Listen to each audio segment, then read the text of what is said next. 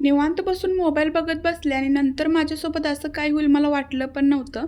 तर काय झालं तुम्हाला पुढे सांगतेच. पण त्याआधी ना रात्री आमच्या घरी आले होते पाहुणे. म्हणजेच ह्यांचे भाऊ आले होते आणि त्यांची मुलगी अनिता. त्यानंतर अनिताची फ्रेंड हे सगळेजण आले होते आणि बुगू ना अनितासोबत खरंच खूप छान खेळत होता. त्याला खूप भारी वाटत होतं. त्यानंतर त्यांनी येईपर्यंत ना मी अर्धा स्वयंपाक करून घेतला होता आणि चपाती भाजायला ना अनिताने माझी मदत केली. तर जास्त काही स्पेशल बनवलं नव्हतं. मी पटापट सगळं स्वयंपाक करून घेतला. तेल वांगं केलं होतं म्हणजे की वांग्याची भाजी केली होती.